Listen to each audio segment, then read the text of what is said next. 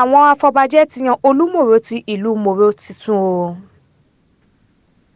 Ọmọ-ọba Gideon Oyeyemi Adébáyọ̀ láti ilé Arówó-Ẹlẹ́dẹ̀-joyè ni wọ́n ti kéde gẹ́gẹ́ bí Olumoro ti ìlú Moro ní ìjọba ìbílẹ̀ Àríwá Ifẹ̀.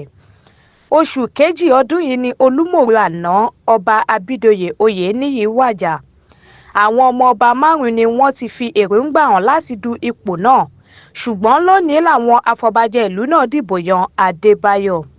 Àwọn afọbajẹ 5 ni wọ́n dìbò, 3 sì dìbò fún ọmọ-ọba Adébáyọ̀ níbi ètò tó wáyé nínú Sẹkitériátì Ifẹ̀ North West LCDA Ẹ̀dùn Àbọ̀n. Báwo ni ó ṣe ṣètò lénìí nípa ti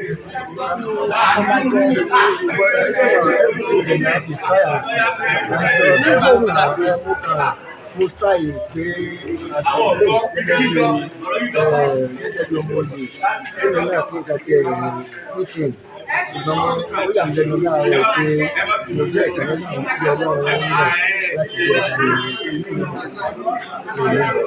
ọlọ́run pé ìbẹ̀rù sí ibi tí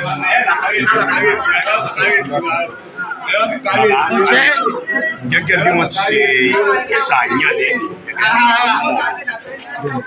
Ẹ jẹ́ ká wò gẹ́gẹ́ bí wọ́n ti béèrè lóyìnbó jẹ́ ní àwọn àlàkalẹ̀ kan àbúmi fún ìdàgbàsókè ìlú yẹn ẹ bá wọn gbóhùn sókè. Pẹ̀lú ọ̀fẹ́ Ọlọ́run akọ mi ní ibi tí aṣíwájú mi bá ṣe bí ibẹ̀ náà ni màá ti bẹ̀rẹ̀. Wọ́n dẹ̀ mọ̀ pé ìtẹ̀síwájú tó lágbára tó máa fara rẹ̀ nílùú Moro àti níbi tó lè dìbò náà. Your name again, sir? Ǹjẹ́ ṣiṣẹ́ tán láti ṣe pọ̀ pẹ̀lú gbogbo àwọn tí ẹ gbọ́ díẹ̀ díẹ̀.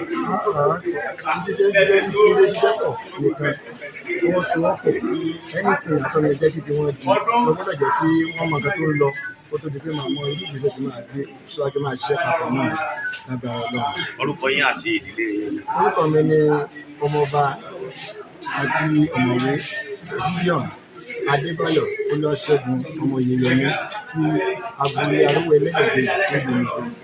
Ẹ ṣé púpọ̀.